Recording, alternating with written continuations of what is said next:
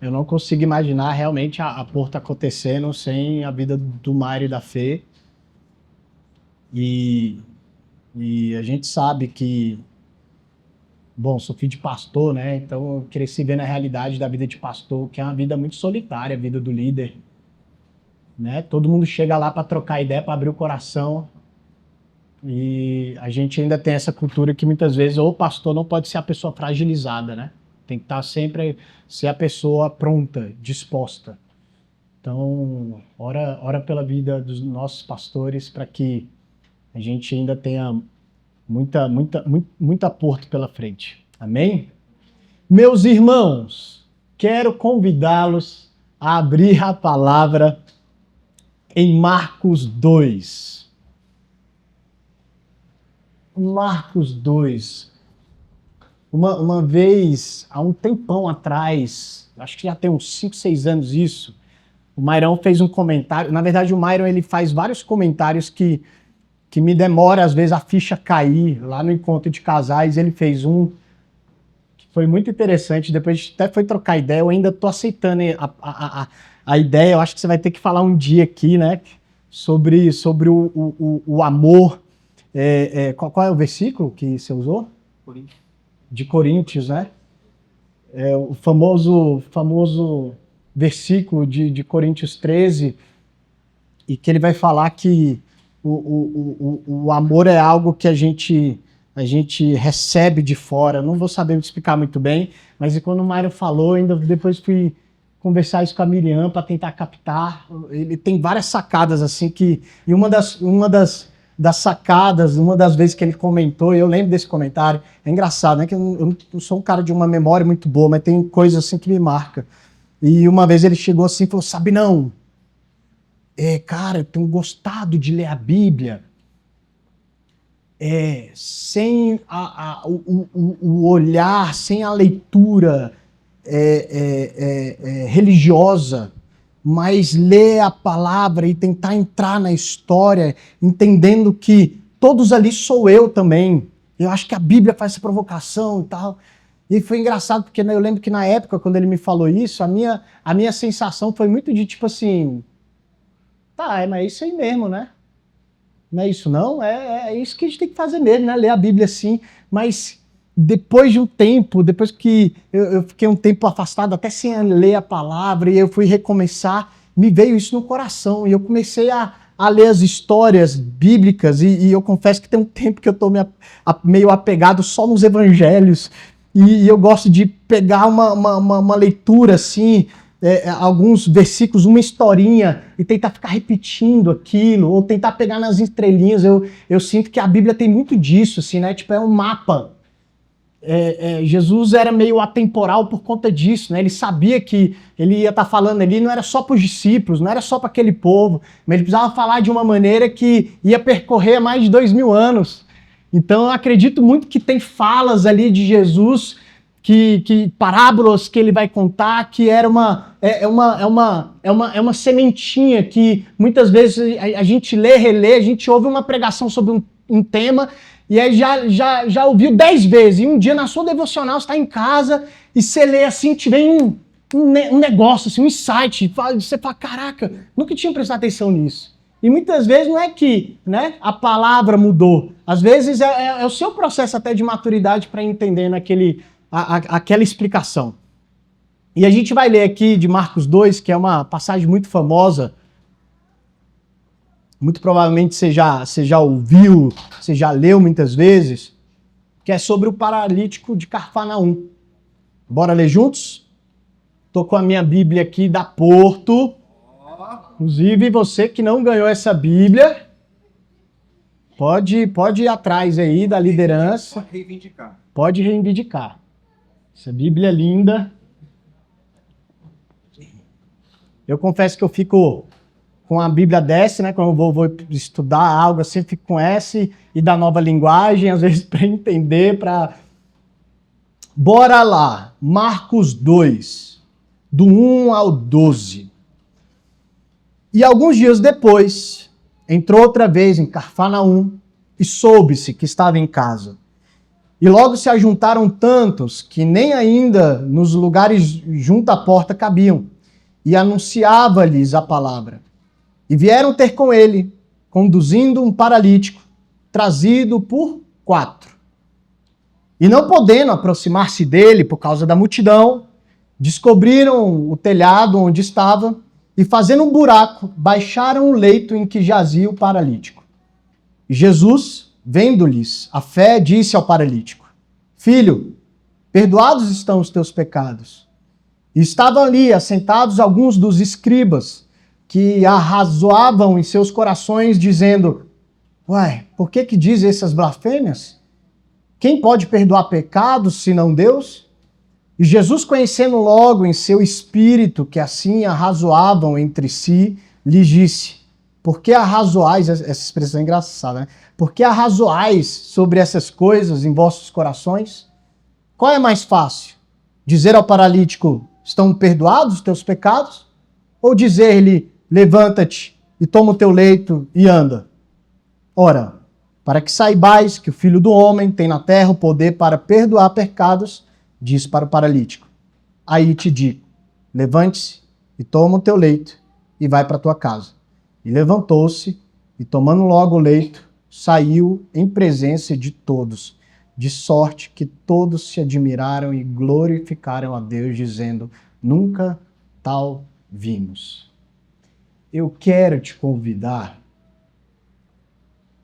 Eu gostava de fazer esse momentinho no início da porta. Eu quero te convidar para isso, que é você fechar os seus olhos e prestar atenção na sua respiração.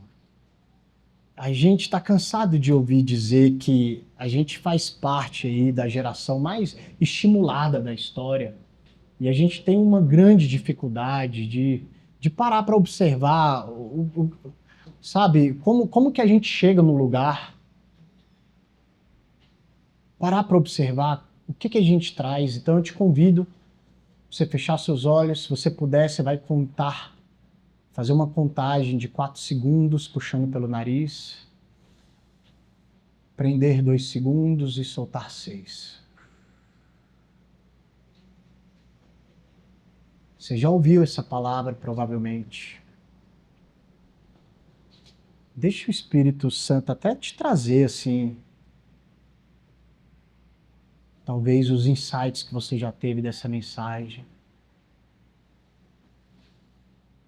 E ao mesmo tempo, observando como você chega aqui. Aquieta, Senhor, a nossa mente.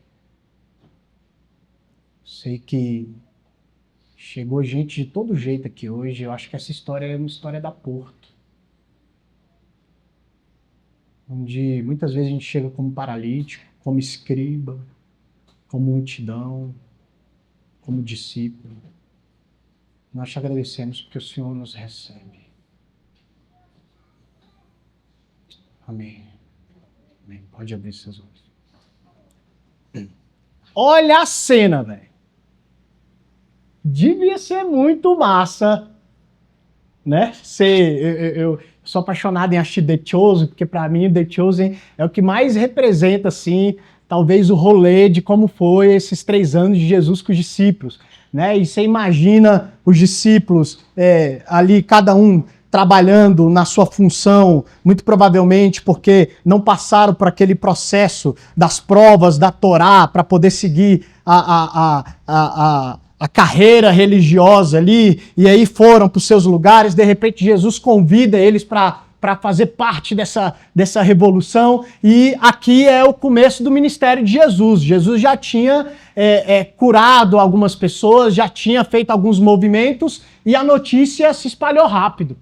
Você imagina, numa época sem WhatsApp, sem e-mail, sem possibilidade de fazer filmagem, que hoje é tudo assim, né? Principalmente as tretas, a gente sabe rápido que é filmado, a gente já vê tudo ali, mas naquela época não. E aí Jesus chega em Cafarnaum.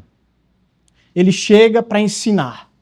Ele chega, muito provavelmente, eu até acredito que ele estava numa casa, eu fico pensando que ele chegou para comer na casa de alguém com os discípulos, só que a fofoca foi muito grande e chegou gente de todo canto para ouvir Jesus, e quando ele se depara, já tem uma multidão, já não tem mais possibilidade de concentrar ali na comida. Jesus percebe, então, a oportunidade de falar sobre o reino. O foco de Jesus é falar sobre esse negócio chamado reino. Isso também me pega de uma forma, né? Eu gosto muito de ficar repetindo sobre isso, o reino que está dentro de vós. Né? Mairão falou aí sobre a última mensagem de Jesus, eis que estarei contigo todos os dias. Né? A gente não tem mais esse Jesus de maneira física, mas onde é que ele aparece de maneira todos os dias, a todo momento?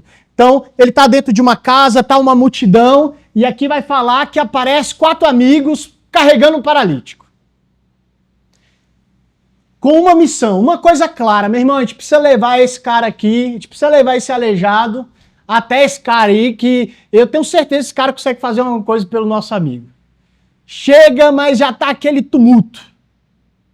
Já está aquele tumulto. Ele não consegue passar, vai para um lado, para o outro, não dá. E aí alguém tem uma brilhante ideia, que a priori parece uma ideia meio estúpida, né? Você pensar na logística de você carregar um paralítico, subir no telhado junto com ele, para quebrar o trem lá, para descer no meio ali. A possibilidade dele sair de paralítico para tetraplégico era muito maior do que o menino ser curado. Mas tinha uma missão e foram. E é massa, é massa. Eu acho massa porque se você para pensar, talvez até no constrangimento, a gente tem maior dificuldade de pagar uns miquinhos, fala assim, né? A gente tem maior dificuldade e provavelmente se a gente fosse dos amigos ou até ali da multidão que estava ali, a gente ia ser um dos que ia jogar, gente, não sabe respeitar, né? Pera aí, filho, tá todo mundo querendo aqui também um milagrezinho aí. Pera aí, sua vez vai chegar. Não, foram.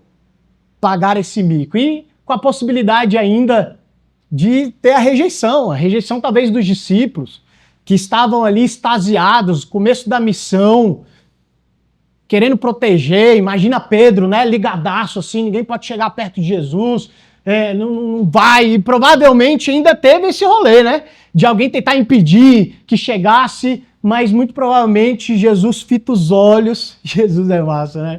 Jesus fita os olhos ali, e a primeira coisa que impressiona Jesus não é em si o paralítico, mas é a cara de pau dos amigos, é a coragem dos amigos, é a fé dos amigos. Jesus fala assim, deixa vir. Ali, provavelmente, os escribas já ficaram ligados, porque, óbvio, que eles não estavam ali para receber de Jesus, estavam ali para observar, né, o movimento, ouviram da fofoca, vamos lá, tem alguém que está falando que é Deus, que parada é essa? E aí Jesus cura, fala seus pecados estão perdoados, isso deixa os caras doidos, e Jesus percebe, acho massa que a palavra vai falar aqui que eles nem cochicharam, eles nem falaram com eles, mas eles se incomodaram, e Jesus percebendo esse incômodo, falou, qual é? Só porque eu falei que seus pecados estão perdoados? Qual a diferença então se eu falar aqui, levante-se e ande?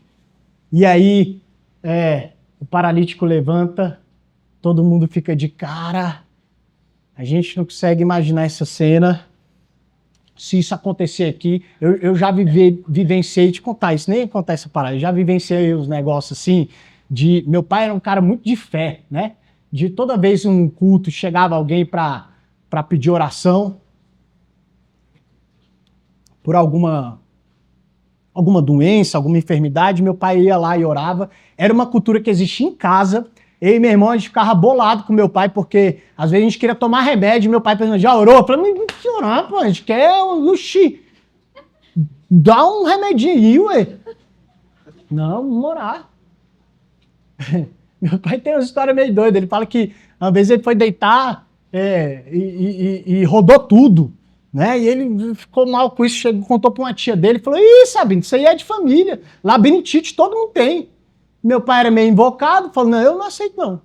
Meu pai conta que ele foi para de frente o espelho e ficava, labirintite, eu te repreendo em nome de Jesus, eu não aceito isso não. Se jogava da cama, rodava tudo, levantava. Eu acho que Deus curou por birra, porque ele falou que fez umas 20 vezes e nunca mais ele teve.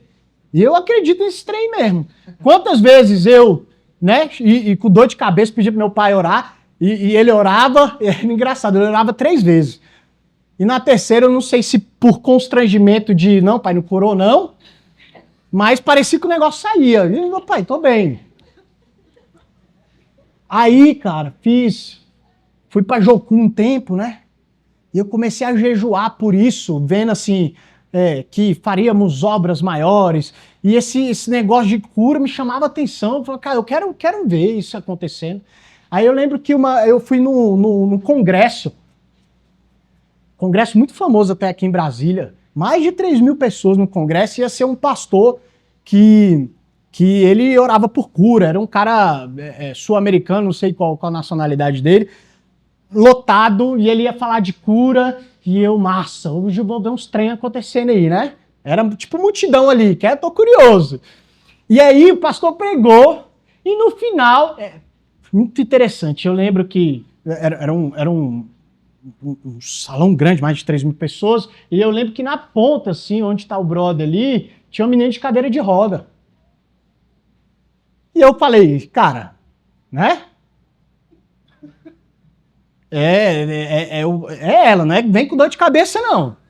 Né? Essa menina tem que sair andando aqui, porque ela vai escutar essa palavra toda, que constrangimento se não tiver cura.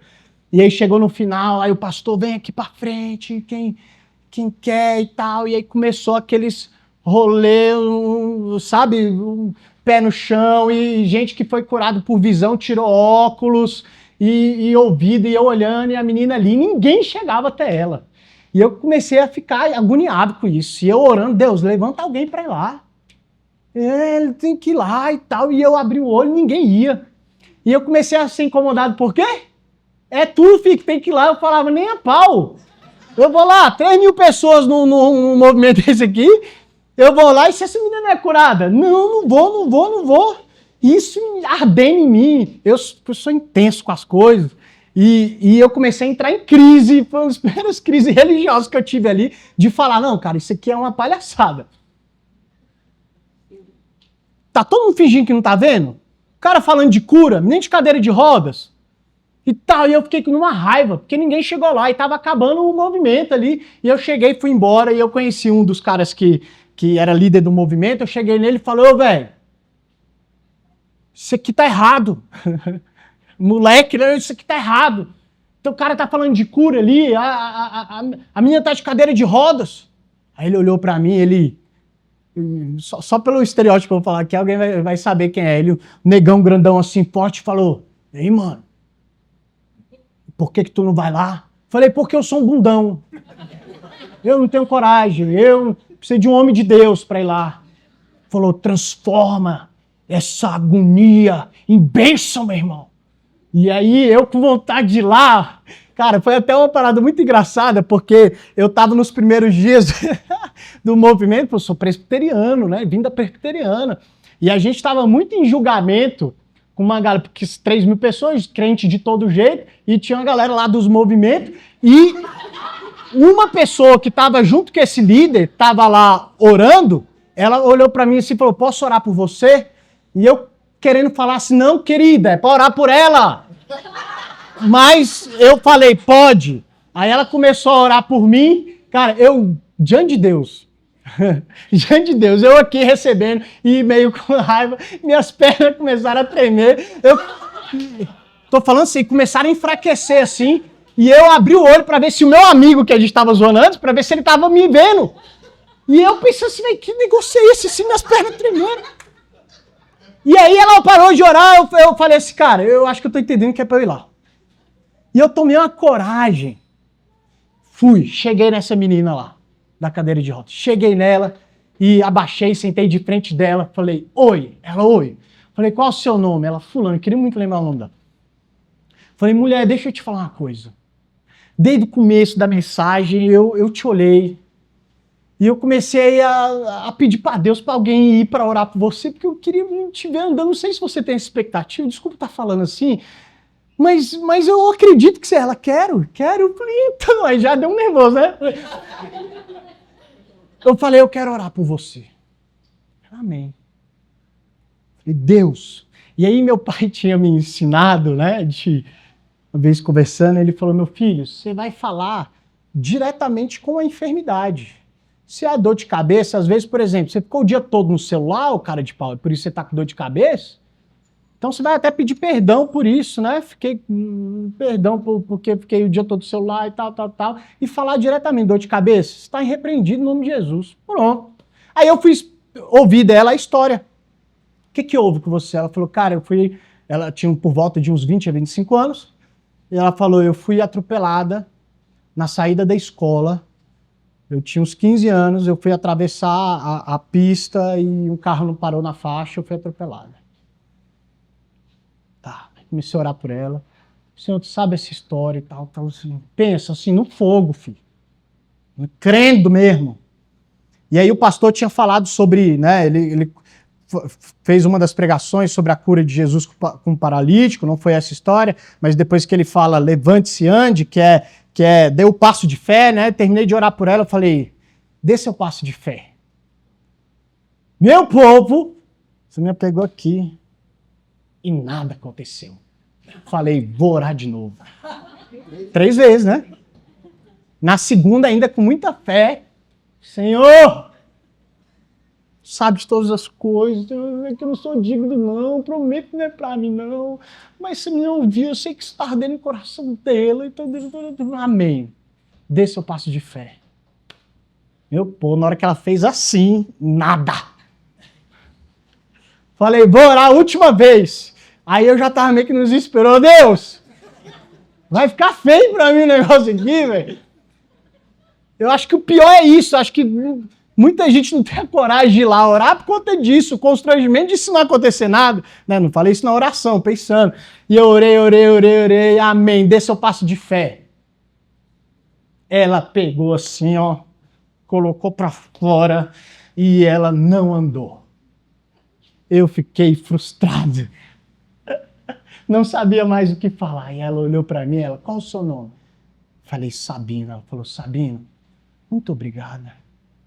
Eu tenho certeza que até o momento de Jesus encontrar esse paralítico, teve pessoas corajosas que foram lá para encher um pouco o copinho da fé dessa pessoa. E hoje você encheu um pouquinho desse copinho na minha vida. Muito obrigado. Nó! Me quebrou. E eu entendi ali, na verdade, que era eu que estava sendo curado. Era eu que precisava ir até ali. Então você imagina essa cena. Muito provavelmente, eu acredito que os discípulos se sentiram nessa tentação, talvez de ir ali orar. E aí eu quero percorrer com você sobre esses 4 personagens que a gente percebe aqui. Ok? Esses 4 personagens dessa história. E o primeiro personagem eu acho que talvez dentro desse texto talvez o maior milagre vem desses personagens. O maior milagre não é ele ser curado. O maior milagre é esse paralítico ter 4 amigos. 4 amigos. Esse talvez já seria o maior milagre da pós-modernidade hoje, né? Ou trem difícil que a gente tem de fazer amizade. Eu costumo dizer, quando eu vou palestrar para os adolescentes, eu falo para eles, vocês estão na melhor fase, quando eu vou falar na escola, falo, vocês estão na melhor fase para fazer amizade, cara. As melhores amizades são as amizades que a gente tem da infância, né, da adolescência. Cultive essas amizades. Aí eu falo para eles, vocês não sabem a dificuldade que adulto tem de fazer amigo. Adulto hoje faz network. Tem dificuldade de aprofundar. Então o primeiro milagre aqui é ele ter 4 amigos. O segundo milagre é os amigos ter tempo para ele. E nisso, cara, eu confesso assim, que eu tô falando isso aqui na hipocrisia, porque eu não sei você, mas eu sinto mesmo assim que depois, principalmente da pandemia, eu tenho tido uma preguiça às vezes de encontrar as pessoas. Ou até não só de encontrar, mas de ficar muito tempo no rolê. Bateria social cada vez menor. E para mim, se eu pudesse aqui de verdade mesmo centralizar a mensagem do evangelho desse texto aqui tem amigos. Jesus se revela na amizade. Nada disso teria acontecido se pelo menos 4 pessoas ali estivessem dispostas. Eu até acredito que, na verdade, foi 1 ou 2, porque sempre é 1 ou 2 que anima o rolê, é ou não é? Não, velho, vamos. Chama lá fulano, aí outra, não, pô, levava lá. Eu queria ir pra ouvir, vou levar a carregar os outros. Não, pô, vamos. Tá mó tempão aqui sem andar, bora lá. Não, velho, pagar esse mico, ele, bora. A gente não sabe o poder desses encontros. Não, falando sério aqui. Desculpa pela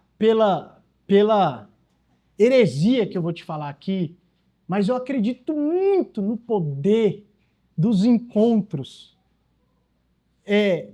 que Jesus está nas mesas de bar. Sério. Quantas vezes você já chamou seus amigos para... eu vejo que a amizade masculina, principalmente, tem muito disso, né? Esse, vamos lá. Ou tomar um café, ou tomar uma, é um pretexto para se encontrar. E a facilidade de conversa que surge, seja para ser uma quinta série apenas, para rir das coisas, a cura nisso. Então, vou fazer um pedido oficial. As mulheres, libere seus homens para estar com seus amigos. Eu tenho certeza que ele vai chegar mais feliz. E os homens... Boa noite.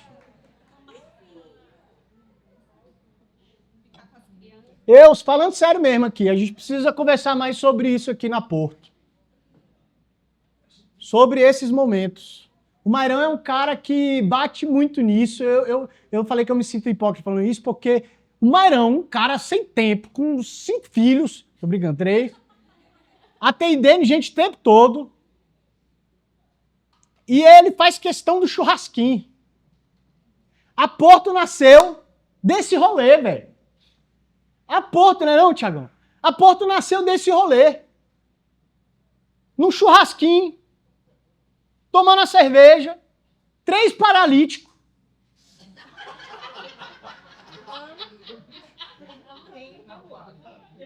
Três paralíticos, com saudade de Jesus.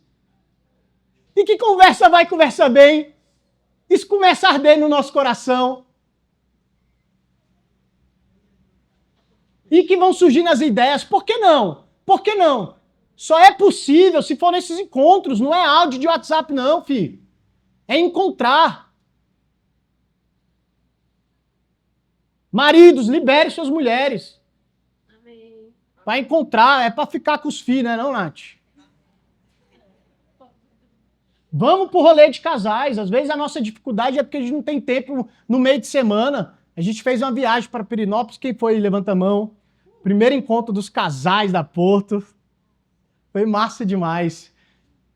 Porque às vezes a nossa dificuldade é meio de semana, a gente não tem tempo para ir no cais. Ou, não sei se sincero, às vezes não é por questão de tempo, tá cansado. Agora o povo acorda 4 horas da manhã para correr. Então dorme cedo, 7 horas da noite já dormindo. Então se programe para estar nesses encontros, você tirar 2, 3 dias. Quando é o próximo? Eu sei que vai ter o dos solteiros. 29 de maio. Dia 29 de maio tem vaga ainda? Não? Tem vaga ainda. 19 de junho dos casais. 19 de junho? 19 de junho dos casais. Ainda não abri inscrição dos casais, mas falando sério mesmo, rolezinho legal, cara. E eu gosto do Mário também por conta disso, que não é... Se você já foi para encontro de casais de uma outra igreja, esquece, tem nada a ver. Não é programação 7 horas da manhã, o dia todo, e você volta mais cansado, não. É um rolê para se ver. Né? É para estar junto. Para fazer pudim, né, Jardim? Jardim mandou ver, velho. Fez quantos lá? 4 pudins? 82. Todo dia era pudim. Ele tem que estar em toda edição, viu? Maior milagre. Ter 4 amigos. 4 pessoas dispostas a ajudar.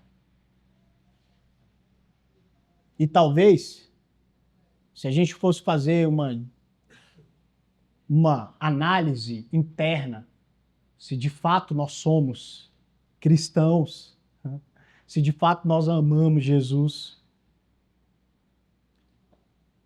É a necessidade da gente olhar. Hoje é dia 26 de abril. Quantas vezes eu percebi, a Bíblia não fala aqui, mas eu suspeito que essa atitude primária não foi do paralítico. Não foi ele que falou, me leva lá. Foi a atitude do amigo, meu irmão, tem um cara aí, bora, vamos lá. E aqui está um outro ponto que é também muito singular, principalmente para quem é de igreja. Que nós temos, fala se não é, nós temos uma grande dificuldade de reconhecer quando a gente está paralítico. A gente tem uma grande dificuldade de levantar a mão para falar, velho, eu estou precisando de ajuda. Porque talvez tudo daria errado se esses amigos tivessem insistido. Óbvio que esse paralítico não podia sair correndo falando eu não quero. Talvez ele até foi meio que obrigado. Mas quantas vezes a gente tem pessoas dispostas a ajudar, já é uma grande dificuldade. Quantas vezes a gente tem alguém disposto a bora encontrar, já é outra dificuldade. Mas quantas vezes é a nossa dificuldade de levantar a mão para falar assim, eu tô mal. Tô bem não. Eu perdi minha irmã tem um pouco mais de 2 meses e eu tenho 2 amigas da faculdade, uma era colega da faculdade, outra era minha professora, que hoje é minha amiga. Gente boa demais. E que aí, depois que a Lara morreu, a gente fez videochamada e elas me pagaram um sapo. Achei muito massa. Que isso me trouxe em avaliação, assim. Que essa minha amiga falou, Sabino, não é você ficar se fazendo de forte, viu? Porque quando seu pai morreu, eu tentei ter acesso a você, eu sei que você tem muita gente aí por perto, mas toda vez que eu encontrava, você falava que estava bem, tá tudo bem. Reconhece um pouco, pô. Para de querer estar bem. Como que você perde uma irmã e tá bem? Aceita. E eu quase que automaticamente falando assim, não, mas eu tô bem. Ou vou ficar bem. E a gente não dá esse lugar para falar assim, eu preciso ser cuidado. Porque é nesse lugar que Jesus está. Ele deixou claro, onde 2 ou mais. Isso aqui é a mensagem do Evangelho aqui. Ter amigos. Falando sério. O tema é a vida que insiste em viver esse ano. Eu sei que a gente é muito tomado pela rotina. Eu falei que eu tô com uma preguiça às vezes de encontrar. Eu nem tenho filho. Eu sei que quando tem filho é ainda mais exaustivo, né? Filho pequeno. E aí você vai dar ainda mais tempo para sua família. É óbvio, é isso aí que você tem que fazer. Mas não esquece disso, por favor. Do poder que está nesses encontros. Às vezes para falar, nada. Para encontrar, para fazer um churrasco, para estar junto. Eu acredito mesmo que o Myron é um cara que bate muito nessa tecla, que aqui não é igreja, ou aqui não é igreja, aqui é os encontros de domingo. A gente precisa ter mais essa disposição para estar junto. Amém, igreja? Amém. O segundo público, a multidão. E muitas vezes, sem perceber, ao invés da gente ser o amigo que carrega, a gente é o colega que dificulta. Que dificulta a chegada de alguém que está desejoso de Jesus. E é engraçado porque muitas vezes a gente nem percebe que a gente é o paralítico. Hoje eu tenho muito essa noção, assim, quando eu vejo todo esse movimento da Porta, eu falo, cara, graças a Deus pela vida do Mairão. Porque lá no início, quando a gente teve os primeiros encontros, A gente fez um compromisso de 3 meses só. Não, vamos só encontrar 3 meses. Acabou os 3 meses. Tava acabando os 3 meses, Mairão. E aí, velho? A gente vai continuar? A galera tá perguntando. Falei, Mairão, eu vou ser muito honesto, assim, eu não tô muito afim, não, velho. Eu não tô afim mesmo de rolê de igreja.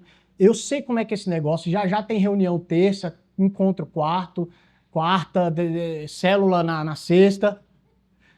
Não tô afim muito de ver isso, não. Mas manda ver, Tiagão também estava empolgado e tal. Vai lá. Eu quero poder ir quando eu quiser lá. Até hoje ele tá assim.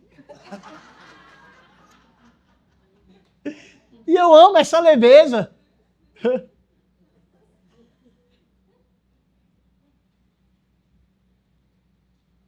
Obrigado, tá, cara?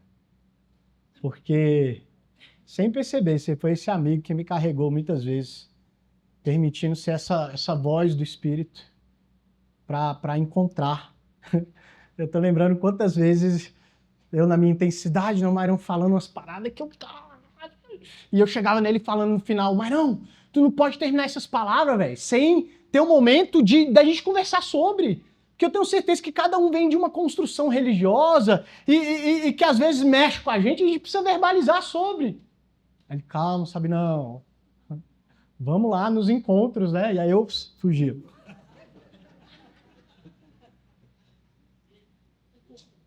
A multidão, que para mim sinaliza essa nossa individualidade. Para mim, a multidão aqui é o fã-clube de Jesus. Como é que é aquela frase, né? Jesus é massa. O problema é o fã-clube. Fã-clube no sentido de que a multidão são pessoas que estão interessadas em Jesus.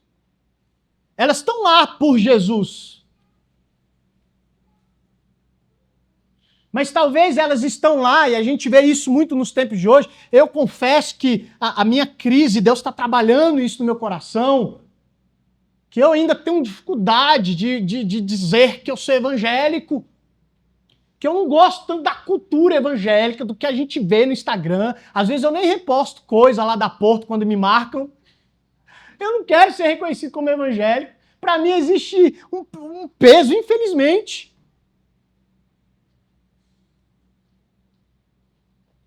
Mas eu amo Jesus, cara. E eu quero estar pertinho dele. E muitas vezes a multidão, ela acha que ela está promovendo Jesus. E na verdade ela está distanciando quem está sedento para conhecê-lo. E aí impede a passagem. E aí começa a dizer quem pode e quem não pode chegar até ele. E graças a Deus pelos amigos, porque sempre tem um doidão para falar, bora lá quebrar o telhado. A gente veio com uma missão, brother. E a gente está com você nessa até o final, bora lá. Quebra o telhado, o dono da casa deve ter ficado muito feliz. E aí tem o terceiro público, os escribas. Uma vez o Mairão trouxe uma palavra muito boa, porque eu pelo menos, sempre, ou quando eu estudava, ouvia a palavra e a gente ouvia falar dos mestres da lei, ou dos escribas, ou dos fariseus, a gente já tem uma noção o quê?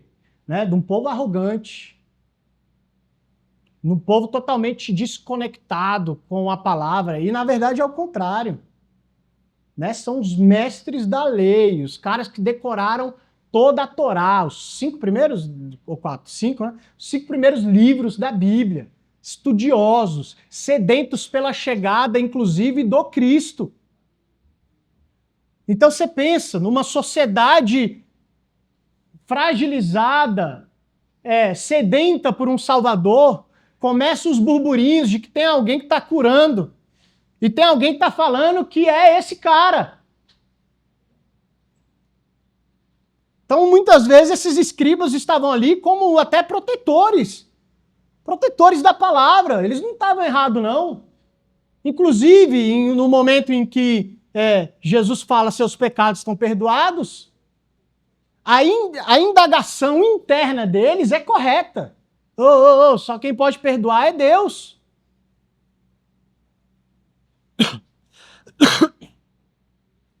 Só quem pode perdoar é Deus.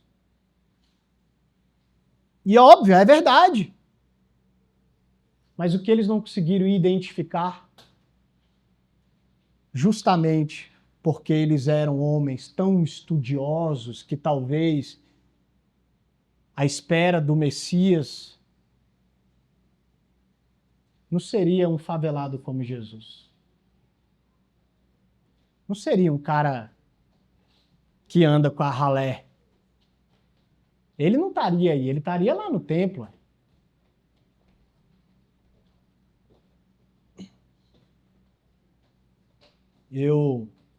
Esses dias eu estava atendendo uma pessoa, eu já tinha atendido ela há um tempo atrás, uns 2 anos atrás, e ela voltou para os atendimentos, faço atendimento online. E eu, sabendo do contexto, do histórico dela, essa pessoa fez parte de um movimento muito importante aqui em Brasília, um movimento que expandiu, um cara muito relevante. Só que um cara que sempre viveu crises com sua sexualidade. E ele confessando que ele foi, inclusive, namorar uma menina para tentar se afirmar. Não sei se você já conversou com alguém vivendo essa crise e apaixonado por Deus. O quão penoso é para ele esse caminho de se sentir literalmente permissível a chegar até Jesus. E aí o relacionamento não deu certo. E depois que ele se frustrou no relacionamento, ele foi se permitir. E dessa permissão, alguém ficou sabendo, fofocou para geral. Clássico, né? Clássico. E ele saiu extremamente envergonhado da igreja, chegou até a se mudar de país com tamanha vergonha. O foco da sessão não era esse. Mas isso começou a arder no meu coração, atendendo. Às vezes acontece essas paradas. E aí acabou a sessão, falei para ele, acabou, tá? A sessão acabou aqui. Agora deixa eu te falar aqui algo como Sabino. Como é que tá a sua relação com Deus desde que aquela parada aconteceu e tal? Sabino, honestamente, cara, hoje ele se relaciona com um homem e mora com essa pessoa. Sabino, é muito difícil para mim, cara. Eu não consigo, eu me sinto hipócrita se eu tento orar, se eu tento... Eu sinto vergonha, sabe? E eu falei para ele assim, cara, deixa eu te falar um negócio que tá ardendo meu coração para te falar.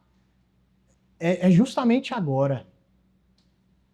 É justamente agora que você não pode esquecer dessa conexão, porque pela primeira vez você não precisa fingir ser nada.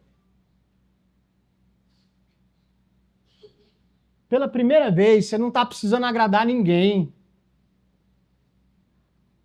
E pode ter certeza, não é o que mais interessa a Jesus. Ele só quer você lá. Sabe, muitas vezes a gente é essa pessoa que fica olhando, não, mas peraí. Aqui, quem pode se achegar? Quem pode chegar a Jesus? Meu filho, se a gente for nesse beabá aqui, não vai sobrar um. Seja honesto. Em quarto,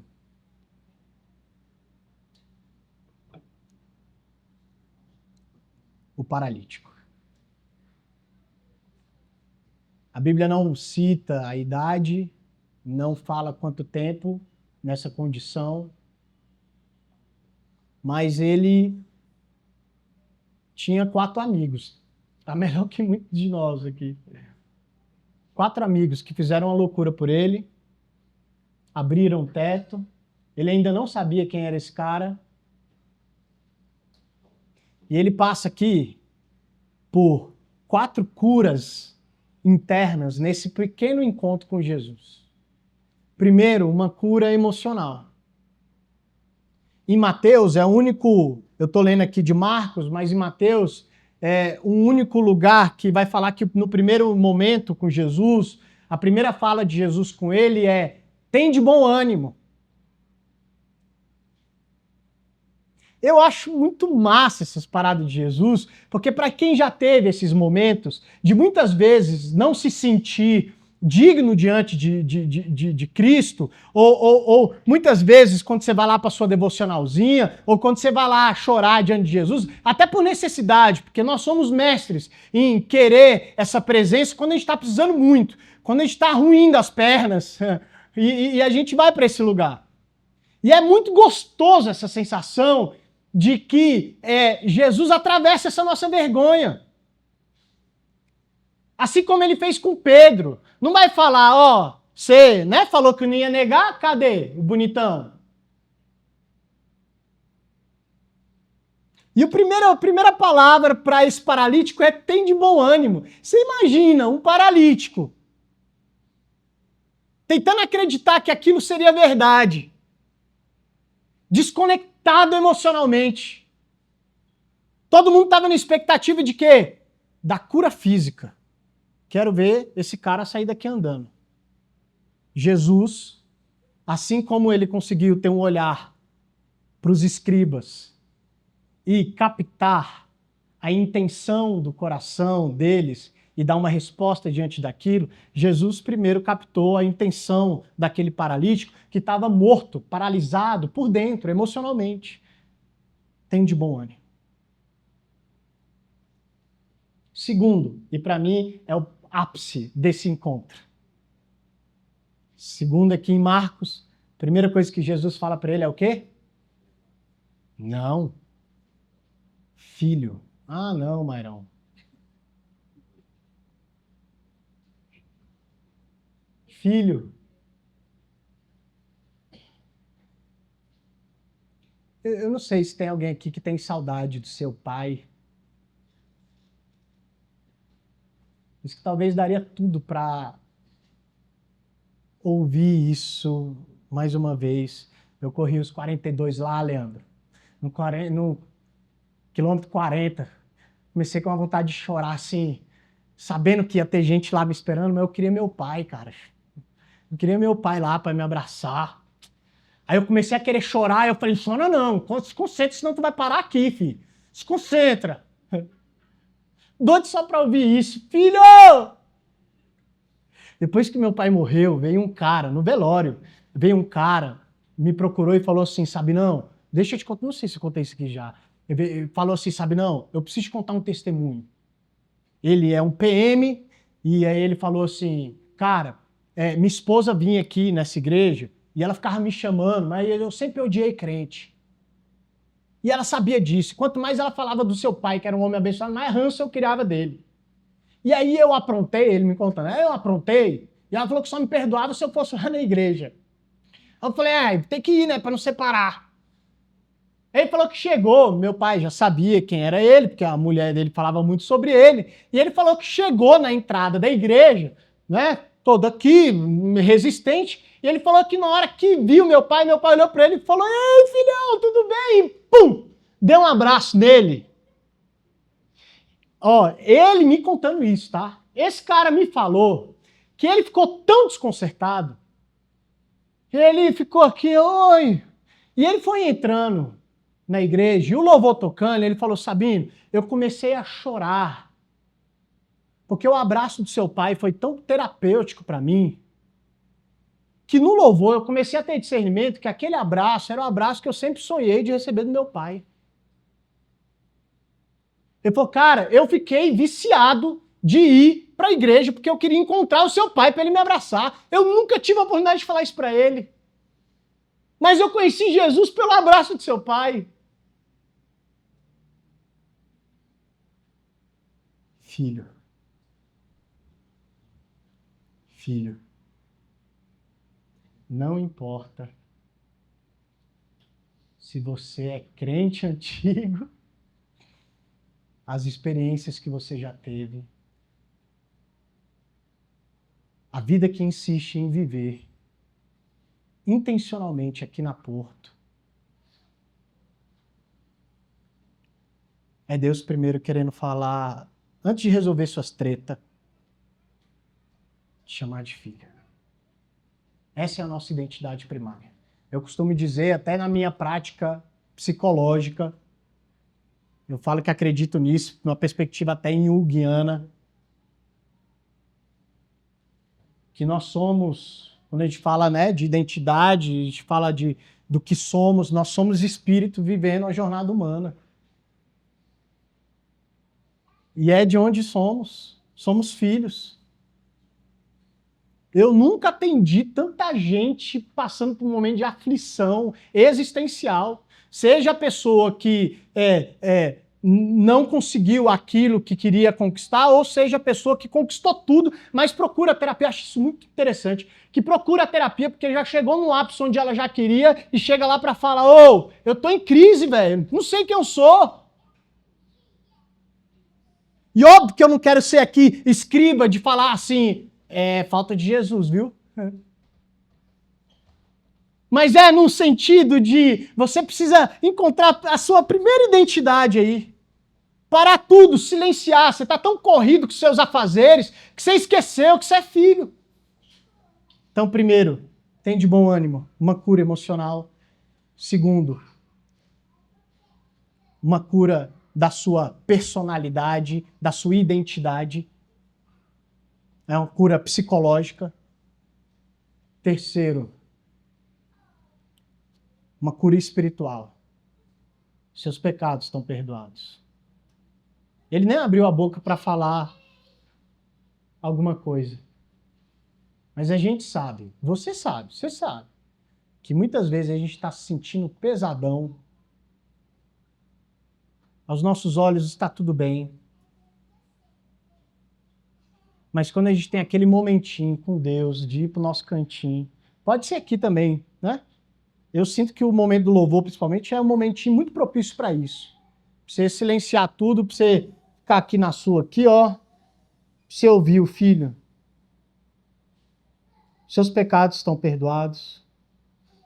Eu vim para que tenha vida. Minha intenção é que você viva. Não é para você ficar pesado, não.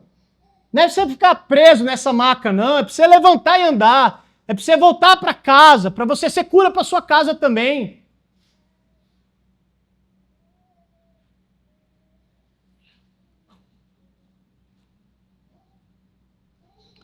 A cura emocional.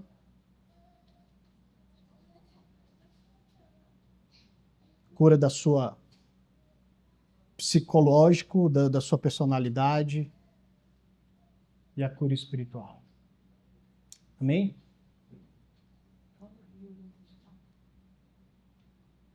Louvor. Por favor.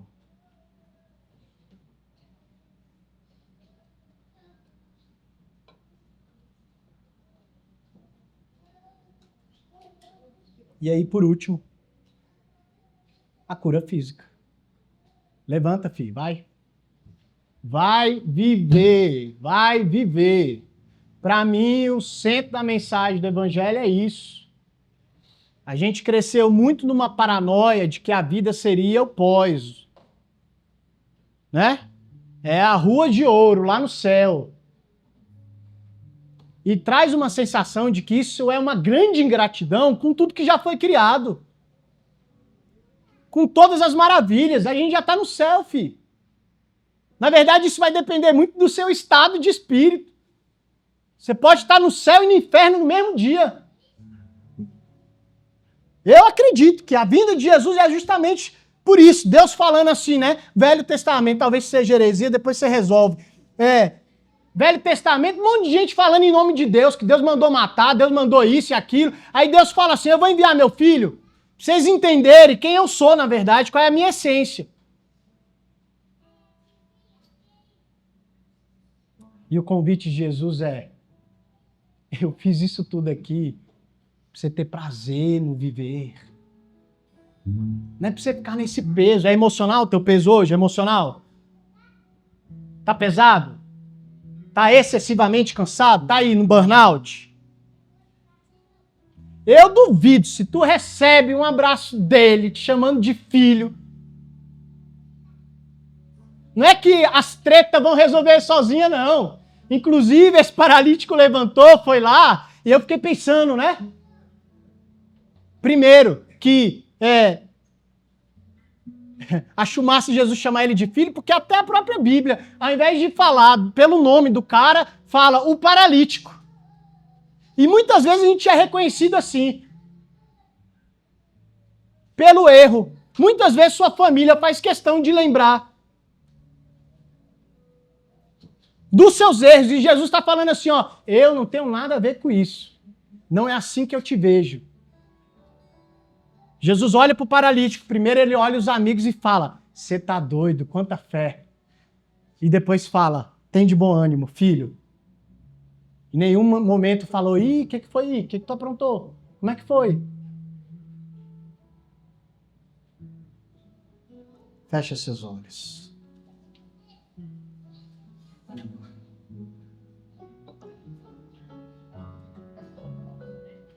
Que aqui seja um lugar para você renovar a sua fé, renovar a tua alegria. É um negócio interessante, às vezes a gente não percebe o quão pesado nós estamos. A gente se enche tanto de estresse, às vezes a gente fica tão cansado, às vezes você entra numa depressão que nem se percebe. Está um paralítico apegado à tua maca.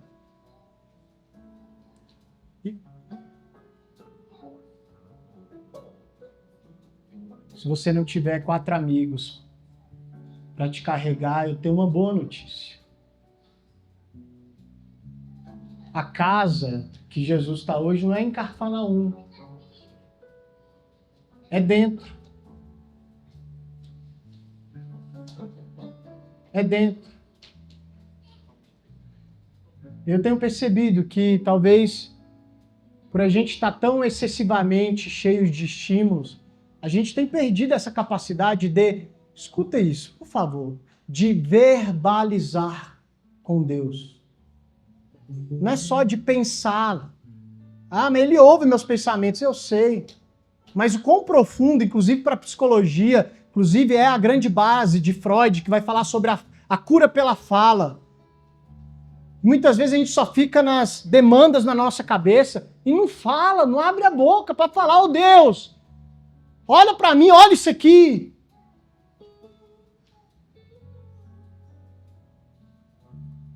E eu quero te convidar nesse momento, para que enquanto a gente canta essa canção,